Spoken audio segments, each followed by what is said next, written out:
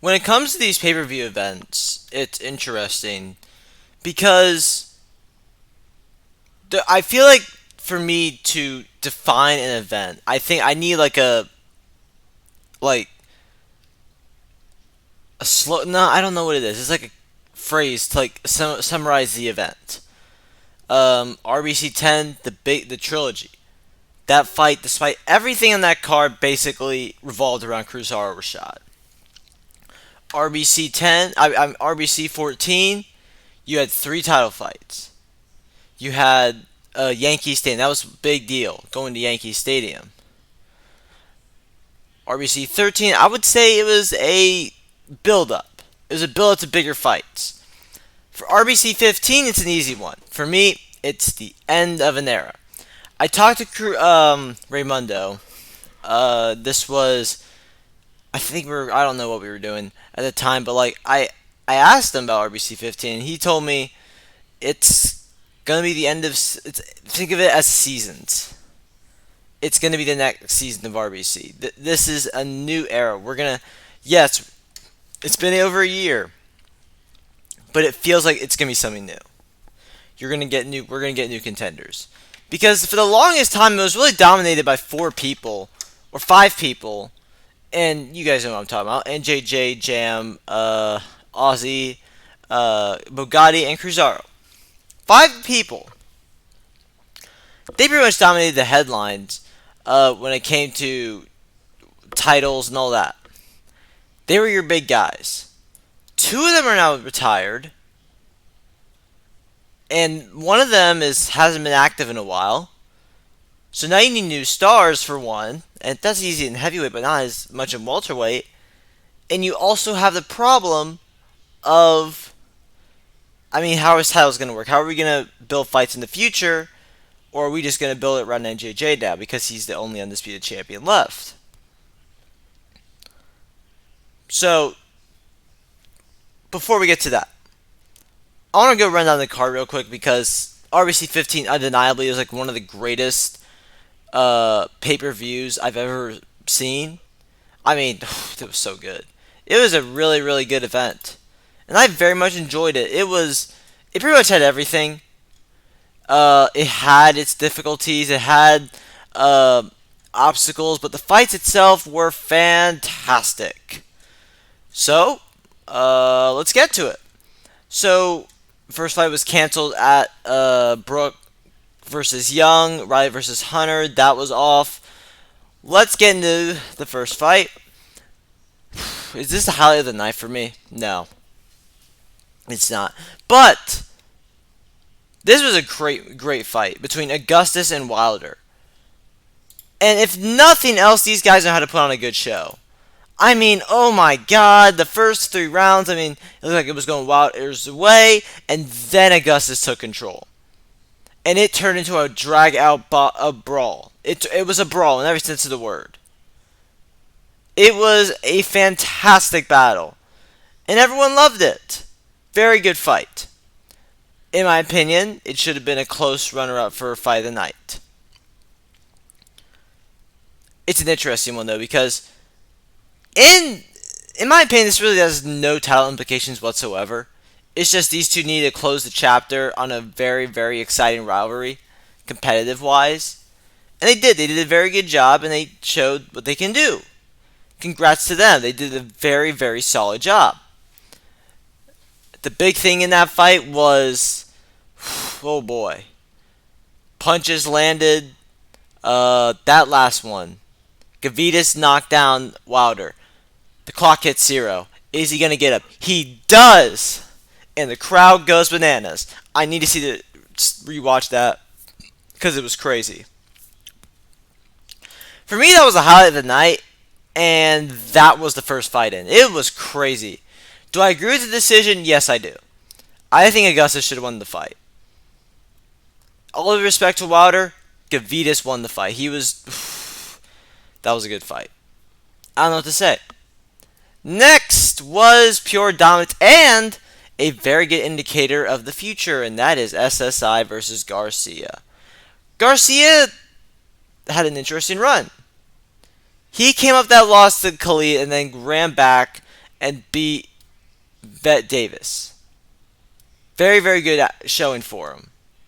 That was a very important point for his career up to this point. So now he gets an opportunity to fight SSI for a potential spot near title contention. What do you guys think happened? Oh man, SSI's back. We were writing SSI's obituary after Jakub Biankowski. I mean, he got starched by Jakub. And we started to have a lot of concerns about where he was going to be and how he was going to how he was going to get back in title contention. Boy, guys, this does two things. This puts concerns about Khalid Rashad, and I won't get much into that. But it also bona fides SSI as a real title challenger again.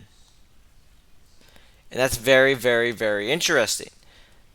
Because with Cesaro gone, you need contenders. That's obvious. And now with this, it starts to get interesting. You start to get the idea that, I mean, you have SSI back in title contention. Where's Drew Garcia going to go next? Who does Khalid Rashad need to fight now? Because that was a fight that was contested. A lot of things are dependent on that fight, and it did not last very long. SSI, in all respect, beat him. And it was a very, very, very, very one-sided fight. Maybe I'm wrong. Maybe Drew got a few licks of his own, but I saw SSI easily winning that fight. Next, pretty much a fight that how we knew it was going to go. I mean, I thought there was a chance for an upset because Jaeger's very dangerous, but Golovkin Jaeger. We didn't learn much from this fight, except the fact that Harry Golovkin isn't washed, the fact that he is still very, very capable, and on a good day could get to NJJ or get in the middleweight contention at the most. He could move down weight. It's really all about what he wants to do. And it was very simple. I mean, there's nothing new we need to learn from this one except the fact that Harry Golovkin's a good fighter. Very, very good. And we move on to probably one of the bigger talking points. This is probably a top 3 talking point that we had. Gabriel Maldonado and Tho Rashad. Ah, man. This was very telling. For one, it shows Gabriel Maldonado hasn't lost a step and really knows how to take control of a fight. He knows how to game plan for someone and beat him. However, there's a real argument for saying Tho Rashad won this fight. I'm going to put it out there. I was more impressed by Tho Rashad than anyone else on this card. Because I did not think he was going to win this fight. I'll tell you guys right now that we're in hindsight, I didn't think he was winning. And then he starts winning rounds. I'm like, oh my god. Gabriel Maldonado is a bona fide heavyweight contender and might be able to win undisputed heavyweight one day. But Tho Rashad gave him a run for his money, guys. Tho Rashad did very, very well in there. Tho Rashad had to fight Maldonado's fight, and he still almost won. His output was very, very good. And I'm very impressed with it. That's why I think Tho Rashad is up there in the upper echelon of heavyweights. I think he's in the pound-for-pound rankings right now. I'll go check that in a second, but guys, that was very telling. And that was probably the biggest shocker of the night for me. The fact that he put up that performance. Yeah, is he up there? Yeah, he's number 10. He is number 10. And it's interesting because there's only one RBC champion right now, which is kind of I mean, considering the fact that both undisputed fighters lost in the end. Anyway, yeah, that happened. So where do we go from here at heavyweight? That fight was a draw, remember? That fight went to a draw. So that brings up the idea that, do we need to see a rematch down the road? It wasn't the most exciting fight, so probably not yet. But what kind of work did Tho Rashad get this time? Because he gave Maldonado a very, very good run for his money.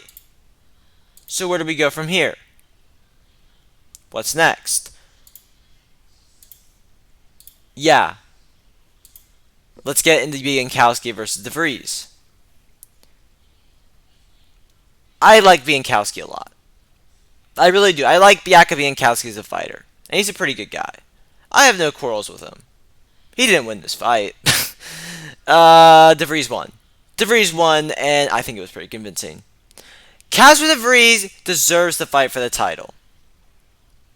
I don't give a damn where you think Biankowski is at right now, in his prime or not in his prime. Biankowski is a tough fighter any day of the week. Casper DeVries just beat him. Casper DeVries looked great in there. The knockout power is not there yet, but that was not really the fight for it. It opens up the opportunity that we need to see him fight Rashad again. We could see him fight Jakub again. We could see him fight SSI. We could see him go right to a title shot. Main event spot. Those are all good ideas. And what's interesting when I bring this up, RBC 16 might not have NJJ as the main event. So it's interesting who Ray's going to put up there. I know for sure it's probably not going to be an undisputed title fight. It's going to be we're going to get singular champions. RBC 16 could have a bunch of titles on the line to see where we're at. We'll probably only have one undisputed champion for at least 3 months. Because it's good to build. I want a lot of guys to be champion, and then we can whittle it down to who is truly the best in the world. And then we can be undisputed. Give a few events, and we'll find our big three. But Casper DeVries, back on that subject, very much impressed me as well. Near the case of Tho Rashad. I respect the hell out of that guy. He knows, oh crap. I'm thinking real quick. I think I just mistook someone for someone else. Hang on. I should have done my damn research. Yep, okay, fuck. I mistook Drew Garcia for Casper. So, ignore everything I said about Drew beating Vet Davis. That never happened, by the way. Okay? I'm not going to re-record. Screw that. But yeah. So, Casper has a... Oh, man. Oh, fuck. Okay. Anyway, back to our scheduling program. Here we go. Next on the list. Man, I'm just not feeling it today. 3 title fights left, guys. Whew. NJJ versus Ozzy Divine. Ozzy Divine is one of the greatest to ever do it. No doubt about that. He's gonna go. He's the RBC Hall of Famer, one of the greatest road boxers of all time. He met his match, and NJJ fought a perfect fight. Both guys fought almost perfect, but NJJ just had a little bit more. We were very concerned because we hadn't seen a knockout in over 15 rounds, and we were suddenly like, what's happening? Is the system broken? No, they were just waiting until round 6 to blow the goddamn roof off. That's what happened. And it was a war to the finish. It was such a good fight. Unfortunately, someone had to lose. Unfortunately, that someone had to be Ozzy Divine. I like both guys a lot. They built the event perfectly. They did so much promotion. NJJ deserves to be undisputed. That guy is the best RBC fighter in the world right now. And there is no doubt about it. NJJ is a certified legend in the game. And he became undisputed. In his second time out, congratulations for him. That's a big deal. On the future, he's going to be out for a while. I mean, he completed what he needed to. So that's going to be it for a little bit. He's going to probably come back at RBC 17 or 18, depending on how he's feeling. And we'll get maybe to the possibility of Rebel Brook or Ace Jones. We'll see who comes up for him. But he's definitely going to be in the main event spot, considering that he's undisputed. And he's going to fight whoever he needs to keep that legend status from going up. Next, heavyweights. They did not waste any time. Bog just came out to Bog Lesnar walked out into the ring, and he left the ring with what he came to defend. He destroyed Tams King. No, not destroyed. It was a much closer fight. They just brawled for 2 rounds, and he ended up getting the better of him. I mean, it really, it was close. I think if Tamster got to the next round, maybe there would be a chance that he won. Because I think he was TKO'd. Ugh, man, Bugatti's a different animal, isn't he?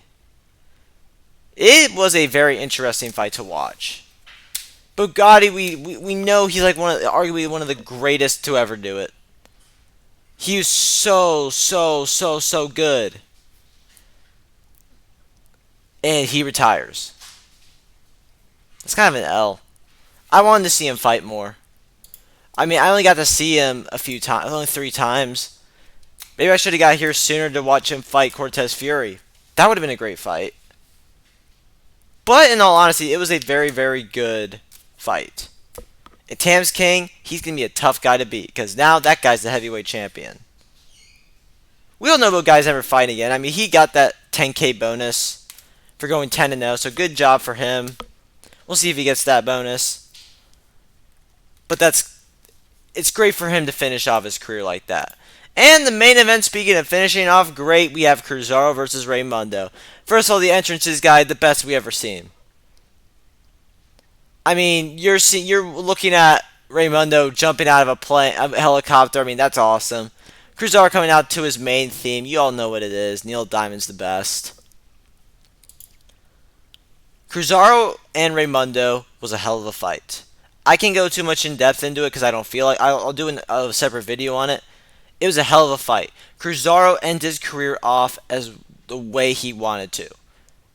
It was shocking. In the back of my mind, I was like, oh my goodness, I think Ray has the edge here. Then controversy happened. Split decision, Cruzaro wins the fight. So congrats to him. That's pretty much this entire card. There was pretty much every single fight was different. Every single fight meant something different.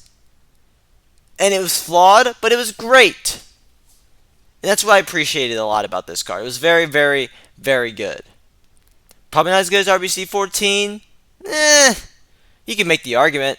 Nothing's ever going to be RBC 10 for me. But that's really how I stand on it.